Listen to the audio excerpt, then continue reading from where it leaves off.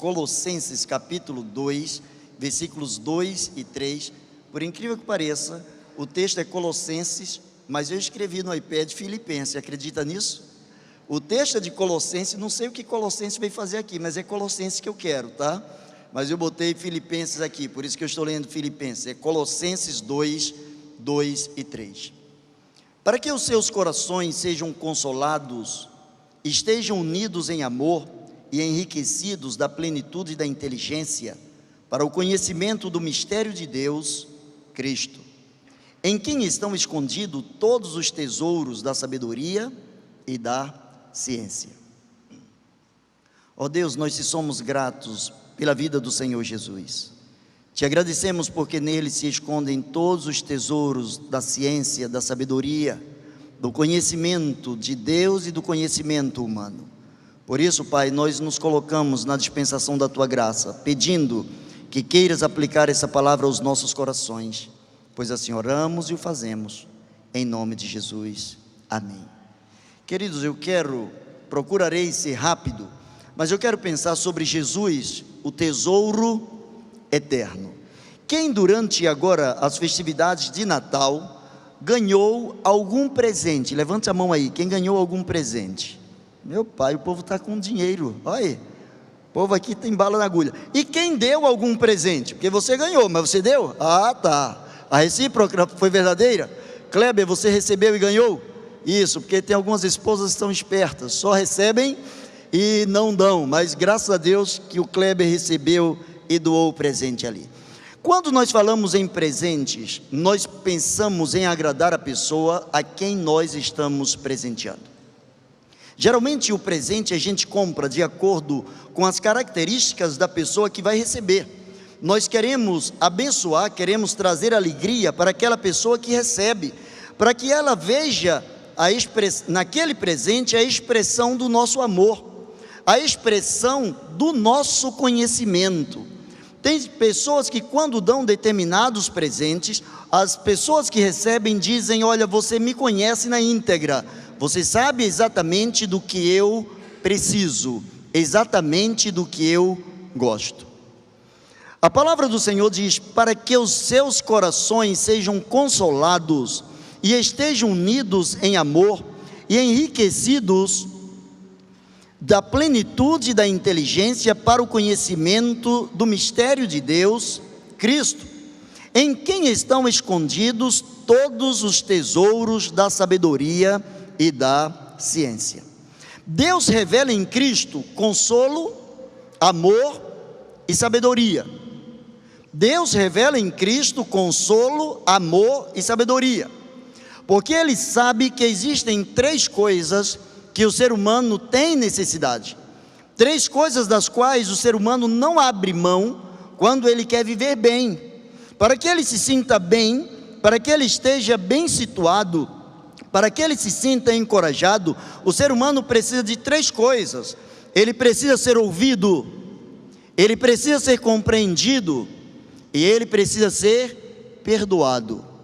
Se eu perguntar aqui quem já pecou alguma vez na vida, seria uma redundância, que com certeza você ia disparar a sua mão várias vezes, assim como eu também, pois que todos nós, segundo a palavra de Deus, pecamos e isso nos afastou da presença gloriosa de Deus. Deus, pensando em nos dar um presente, que fosse um tesouro não só para os dias de Natal, não só para o panorama aqui da terra, mas um presente que começasse aqui na terra e nos levasse e fosse conosco para toda a eternidade. Deus pensou em alguém, Deus pensou em alguma motivação que pudesse mudar a minha história, a sua história, a história de todo aquele que confessar Jesus como seu único e suficiente Salvador. Quando a palavra de Deus diz para que os seus corações sejam consolados, eu começo a pensar que a primeira manifestação do ser humano ao nascer é chorar. Alguém aqui porventura nasceu sorrindo? É possível que um ou outro tenha quebrado o protocolo e venha sorrindo, mas eu quero crer que praticamente 100% das pessoas nasceram e choraram. E quando não choram, são levadas a chorar. Os profissionais, as pessoas que estão ali trabalhando na sala de parto, se porventura a criança não chora, provoca o choro para que a criança comece a respirar, para que a criança comece a ter vida própria, para que a criança comece a autoexistir através da separação ou a partir da separação que ela teve diante da sua mãe. A primeira coisa que o ser humano revela, portanto, é a necessidade de um consolo. Ela chora porque ela foi separada da sua mãe. Enquanto ela estava no útero, ela tinha uma vida alegre, ela tinha uma vida tranquila, ela tinha uma vida totalmente dependente da sua mãe. A sua mãe fazia de tudo por ela, a sua mãe se alimentava por ela e ela apenas descansava. Mas quando o ser humano chega a este mundo, quando o ser humano deixa a vida intrauterina, o ser humano começa a descobrir que ele precisa de algo a mais para viver. E a primeira coisa que ele faz é pedir consolo. A palavra diz que Jesus veio para consolar os aflitos de espírito. Ele veio para trazer aquela paz, a paz que o mundo não pode entender. A paz em meio aos conflitos, em meio às guerras, em meio aos dissabores, em meio às coisas que nos trazem inquietação. A palavra do Senhor diz que Jesus veio para nos consolar. E Ele mesmo disse, ao partir deste mundo, para o lugar que Ele foi preparar para nós, Ele deixou com seus apóstolos o seguinte recado, a seguinte orientação: eu vou, mas eu volto para buscar vocês, eu não vou deixar vocês sozinhos, eu vou mandar o Espírito Santo, aquele Espírito de verdade, aquele Espírito que sabe o que você necessita, aquele Espírito que expressa à sua vida o presente que você tem necessidade, aquele Espírito que fala ao seu coração aquilo que pode acalmar a sua alma. Jesus é o consolo que une o homem a Deus em amor. Jesus é o consolo que une o homem a Deus em amor. Ele religa o homem ao Pai, de quem nós nos afastamos através do nosso pecado, através da nossa desobediência. Assim como a criança chora ao sair do útero da sua mãe, nós também espiritualmente estávamos como que clamando por misericórdia, por salvação, por transformação. A partir do momento que o homem foi expulso do jardim do Éden, a partir do momento que Deus determinou que todo pecado seria castigado, a alma humana, o ser humano passou a gemer, passou a chorar, procurando um consolo que pudesse ser maior do que o seu fracasso, do que o seu pecado. Durante toda a vida, o ser humano precisa ser compreendido por alguém, pois sempre haverá várias formas de se ver diferentes aspectos da vida. Tem pessoas que dizem assim: ninguém me compreende. Tem pessoas que nascem e crescem e alimentam dentro de si a síndrome do coitadinho, a síndrome daquele que está desprotegido o tempo todo e parece sentir necessidade desta falta de proteção, como que a trazer para si os olhares externos, a piedade das outras pessoas, o carinho de outras pessoas.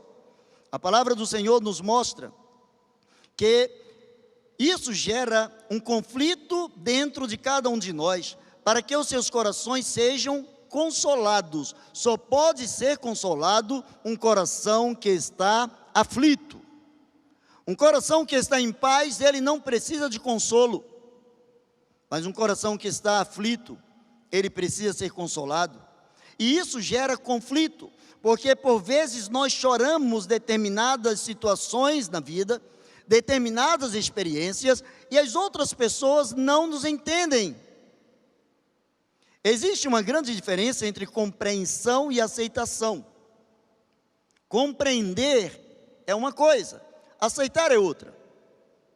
Eu posso compreender que alguém se enverede no mundo das drogas, isso é altamente compreensível. Mas eu não devo aceitar, eu não tenho obrigação de aceitar. Eu posso compreender, a Bíblia diz que todos pecaram, então eu posso compreender que todos nós somos passivos de pecados. Mas eu não preciso aceitar o pecado na minha vida. Compreender é ter a lucidez da possibilidade. Aceitar é quando nós nos entregamos. Por isso que quando dizemos que aceitamos Jesus, nós nos entregamos por inteiro a Ele. Todo ser humano precisa ser compreendido, e somente a compreensão dada por Jesus traz uma aceitação plena. Somente Jesus é capaz de olhar para você, capaz de olhar para mim, para você que está aí na sua casa, que está me ouvindo. Somente a aceitação de Jesus traz uma aceitação plena, porque Ele aceita o ser humano, Ele aceita o pecador, mas Ele não se compraz, Ele não aceita, Ele não compreende, Ele não comunga, Ele não lida e não anda juntamente com o nosso pecado. Todo ser humano precisa ser compreendido. Sabe por que o homem não entende o outro plenamente? Porque cada um procura os seus próprios interesses. Porque dentro dos limites humanos, cada um quer se expressar de acordo com aquilo que pode trazer vantagens para um ou para outro. De onde vêm as guerras? De acordo com Tiago, de onde vêm as guerras? A saber, dos interesses próprios, das lutas, das brigas, das dissensões, a inaceitação à vida do outro. Quando o ser humano não consegue aceitar o outro como sendo alguém individual, alguém diferente, quando o ser humano tenta fazer do outro um clone seu, quando tenta fazer do outro alguém que seja exatamente a sua cópia fiel, quando desrespeitamos a individualidade do outro, aí começam todas as guerras dentro de nós. Eu disse que há 3 coisas que o ser humano precisa em toda a sua história. O ser humano precisa ser ouvido. Eu disse que o ser humano precisa ser compreendido. E a outra coisa é que o ser humano precisa ser perdoado. A palavra do Senhor nos mostra que somente através do perdão de Cristo Jesus é que nós nos reconciliamos com Deus. O perdão, ele traz a oportunidade de recomeçar, independente de onde se parou. O perdão é a oportunidade de recomeço. Deus olha para você e te dá uma oportunidade quando Ele perdoa o seu pecado, independente de ter sido a primeira, a segunda, a terceira, milésima vez. Se você confessa e deixa, Deus olha para você, Deus compreende você, Deus aceita você, Deus ouve você, Deus tem misericórdia de você, Deus não tem nenhum prazer com o pecado, Deus não lida com o pecado, Deus trabalha livremente oferecendo perdão ao pecador. O remédio é para aquele que erra, é para aquele que está enfermo. Jesus falou que os sãos não precisam de médicos, mas sim os doentes. E são os doentes, aqueles que precisam de perdão, a quem Jesus estende a sua mão, a quem Jesus revela o seu poder. O perdão é um ato de inteligência que revela Deus e seu amor. Você sabia que perdoar é, antes de tudo, um ato de inteligência? Já ouvi pessoas falarem exatamente o contrário. Eu fui muito burro quando eu perdoei fulano de tal. Ou seja, essa pessoa, na sua lucidez, na sua inteligência, ela achou que oferecer perdão é perder. Ela achou que oferecer perdão é, antes de tudo, abrir mão dos seus direitos. Ela não entendeu que oferecer perdão é multiplicar os seus direitos. Direito de ir e vir sem o peso de carregar a dor que o outro causou. Sem a necessidade da lembrança do outro amargando o tempo inteiro. O perdão é um ato de inteligência. Deus olhou e Deus é o ser mais inteligente em todo o universo. Ao ponto de chamar pelo nome as coisas que não existem. Só um ser, além de todo-poderoso, inteligente, para criar todas as coisas e chamá-las pelo nome.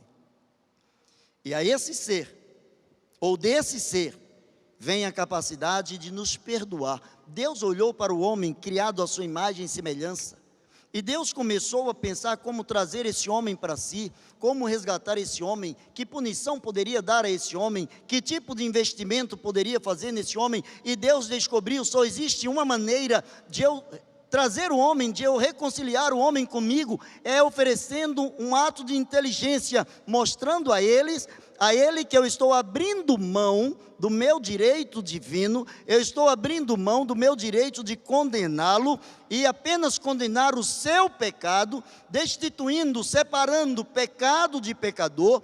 Eu serei intransigente para com o pecado, mas serei altamente abençoador daquele que, mesmo pecando, procura me conhecer através do misterioso poder de Deus revelado em Cristo Jesus, o seu Filho. Caminhando para o final. Se você não tem mais como cobrar, perdoe. Tem pessoas que dizem assim: eu já não sei mais o que fazer com fulano, com fulana. Perdoe. Ah, mas eu vou perder? Perdoe. Até agora, o que é que você ganhou segurando a dor? A dor é para os fracos, perdão é para os poderosos, perdão é um ato de inteligência, mas muito mais que um ato de inteligência, é um ato de sabedoria.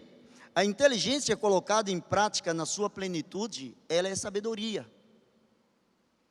É por isso que a palavra de Deus diz que o temor do Senhor é o princípio da sabedoria.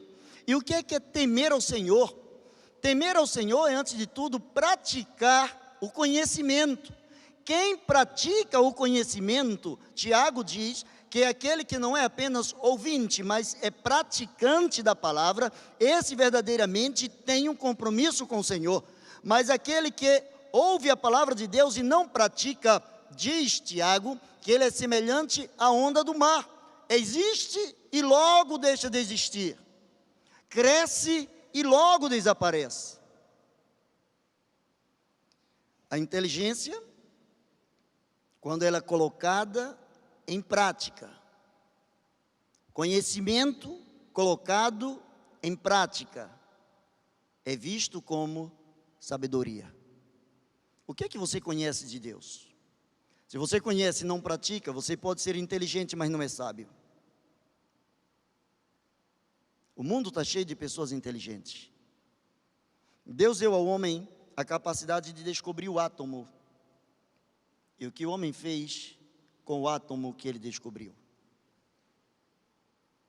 Hoje o mundo inteiro tem medo da chamada bomba atômica. O homem tem inteligência, inteligência gera conhecimento, faz descobrir conhecimento, mas sabedoria revela o próprio Deus e a sua santidade. A sabedoria revela o mistério de Deus, e o mistério de Deus é Cristo. A palavra de Deus vai dizer através do apóstolo Paulo que Cristo em nós é a esperança da glória. A esperança do reino de Deus aqui embaixo é Cristo em nós, é a vida de Cristo sendo produzida no nosso dia a dia, é o nosso testemunho, é a nossa palavra, é o nosso modo de viver, de falar, de andar, de compreender. Eu não preciso aceitar o que os outros pensam diferente de mim, mas eu posso entender os outros. Eu não preciso entender todas as razões, eu não tenho todas as respostas para as coisas amargas que me acontecem, mas eu posso fazer toda a diferença na minha reação às coisas amargas que me acontecem. Há uma ilustração, e eu quero terminar com essa ilustração. Há uma ilustração que um determinado senhor, aborrecido com o seu vizinho, chateado com o seu vizinho, tinha uma festa na casa do seu vizinho, então ele chamou o seu filho, foi no seu quintal, eles moravam numa área agrícola, e ele pegou um pouco de estrume, Ele juntou aquele estrume e disse: toma, leva lá para o vizinho. Disse que eu mandei para ele. Mas ele mandou como que num gesto de afronta. E diga a ele que eu estou mandando para ele exatamente o que ele merece. E o Senhor recebeu. E o mesmo garoto que levou, o senhor que estava recebendo, disse: espera um pouco, eu tenho alguma coisa para mandar para o seu pai. Foi no seu jardim, tirou algumas flores e disse: toma, diz ao seu pai que ele contribuiu muito para que as minhas flores continuem belas, alegrando a minha vida. O importante não é o que acontece a você, mas o como você acontece, o como você reage ao que acontece a você. É por isso que a palavra do Senhor mostra em quem, ou em Cristo, estão escondidos todos os tesouros da sabedoria e da ciência. E para concluir, o enriquecimento em várias áreas da vida é um desafio para o homem, mas quase todas as riquezas satisfazem os aspectos temporários. Jesus revela os tesouros da ciência e da sabedoria, satisfazendo além da temporalidade. Ele é a revelação plena do próprio Deus. Jesus é a revelação plena do próprio Deus. Quem conhece plenamente a Jesus, a palavra do Senhor diz: aquele que diz estar nele, deve andar assim como ele andou. Isso é sabedoria. Baixe a sua cabeça que eu quero orar por você. Nesse último domingo do ano, eu quero pedir ao Senhor pela sua vida. Pela vida de você que está aí me ouvindo agora em casa, ou no seu carro, no seu escritório, no seu trabalho, em quaisquer outros lugares. Jesus é o tesouro que te leva para toda a eternidade. Jesus é o tesouro que o tempo não desvaloriza. Jesus é o tesouro que, com a subida e descida das bolsas de valores, ele não perde o seu valor. Sabedoria é conhecer a Jesus e andar como ele andou. Eu quero convidar você nesse momento a baixar a sua cabeça, falar com esse Deus.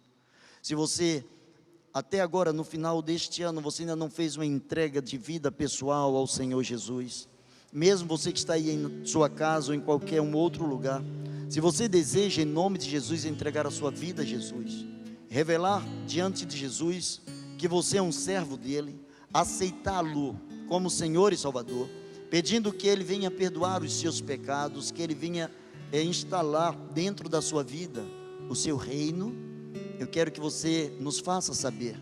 Você pode entrar aí no chat, você pode dizer para a gente que você está recebendo Jesus. E se há alguém aqui dentre nós que sente esse desejo, que ainda não revelou e gostaria de revelar, levanta a sua mão. Com esse sinal você vai estar dizendo: eu declaro que Jesus é o Senhor da minha vida. Eu declaro que Jesus mora no meu coração. Eu declaro que Jesus faz a diferença na minha existência. Eu quero orar por você. Pai, Deus Todo-Poderoso, eu louvo o Teu nome, eu Te agradeço por cada pessoa que está falando contigo agora. Te louvo, Deus, por cada pessoa que está vivendo uma vida de embate, um momento de dificuldade. Cada pessoa, Senhor, que está lutando para superar quaisquer dos obstáculos possíveis. Mas acima de tudo, Senhor, eu oro por aqueles que precisam de salvação. Por aqueles, ó Deus, que precisam entender a comunhão do Teu Santo Espírito, a comunhão revelada em Cristo Jesus, o Teu Filho. Pai, na autoridade do nome de Jesus, abra o coração de cada um, dá entendimento, Senhor, e além do entendimento, gere sabedoria na vida de cada um dos Teus filhos, pois assim nós oramos, em nome de Jesus, amém e amém. Deus abençoe você. Pessoal, queria que você se inscrevesse no nosso canal, @CIB Duque de Caxias, aqui no YouTube, e que você pudesse curtir os vídeos. Toda vez que você curte o nosso vídeo, ou você compartilha o vídeo, o YouTube entende que as pessoas estão gostando do conteúdo, então ele vai começar a sugerir que as pessoas assistam esse conteúdo. Quando você compartilha esse vídeo, compartilha esse link, curte a página, se inscreve no canal, você está evangelizando, porque é uma forma desse vídeo chegar em outras pessoas. Nós temos tido muitos testemunhos sobre isso. Então, queria incentivar você a se inscrever no canal aqui embaixo rapidinho e curtir o vídeo. Deus abençoe você.